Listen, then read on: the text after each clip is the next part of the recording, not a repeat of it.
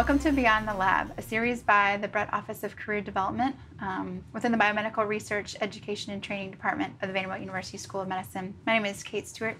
I'm here today with Gower Ruest, who was a Department of Microbiology and Immunology graduate, so glad you're back. Thank you for coming today. So tell me a little bit about your time at Vanderbilt when you were here. So I worked in Barney Graham's lab, who is no longer here. He is at the NIH. And I worked in a respiratory syncytial virus lab studying mechanisms of viral entry. Okay. And yeah, so that's it. What did you do after that? So I did a postdoc for about a year at Harvard Medical School studying X-ray crystallography, but never crystallized anything, sadly. And then I took a job as a medical writer in New Jersey.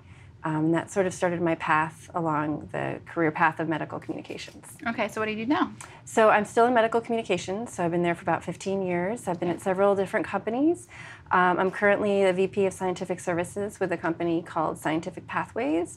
Basically what we do in medical communications is develop educational content for physicians and other HCPs like nurses, pharmacists, sometimes patients, not so much, to educate them on disease information and also new clinical data. Okay, so what are some of your daily activities? So I do a lot of writing, slide decks, things like manuscripts.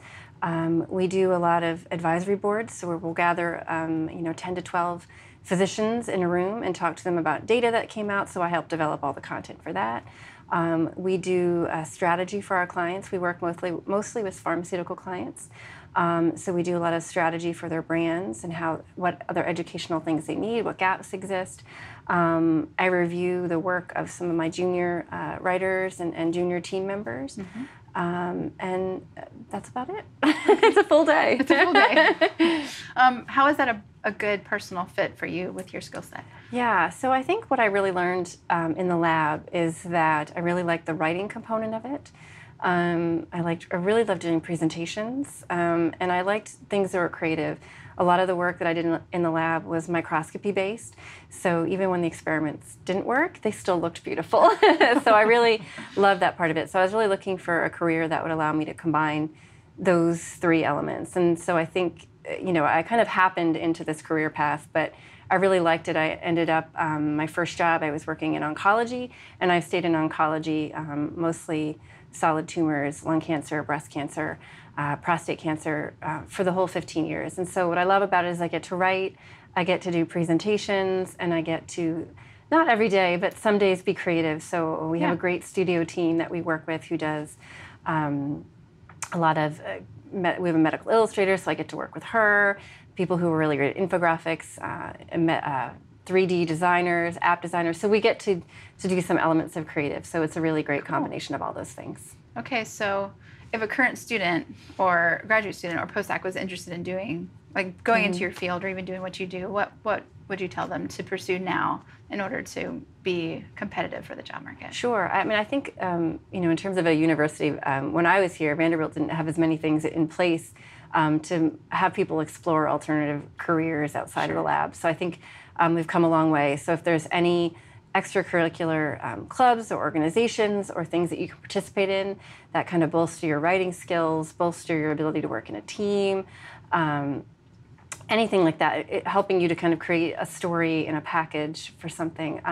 We recruit a lot from Penn because we're headquartered in New Jersey, and I know they have a lot of really good extracurricular activities that allow their students to do policy. They do marketing campaigns with Wharton. So it's things like that, anything that you can do outside of the lab that kind of hones those skills. Yeah, okay. So what are some of your strategies for networking?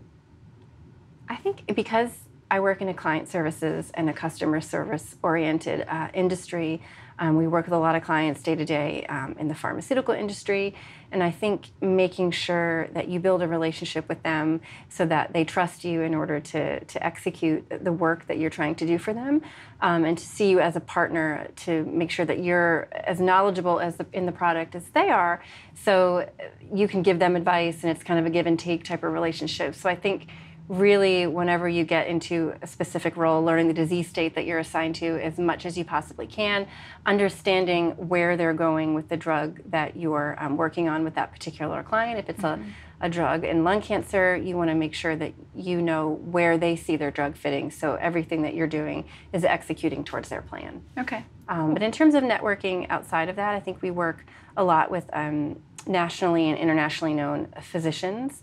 So I think just a level of respect and reverence, and just making sure that you talk to them with the same level of knowledge and confidence in what you're doing as well.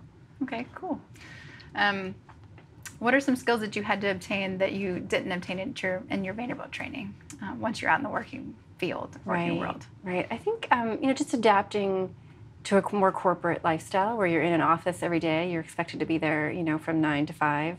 When you're in the lab, it's a little bit more flexible, your schedule. So I think adapting to that. Also adapting to working in teams. You're not, when you're at the lab working on your things, of course, there's people who you rely on, but it's really your project. So trying to get out of that mentality where, now you're part of a team and you're working towards a common goal, and to be able to kind of manage different personalities to do that. Yeah, okay.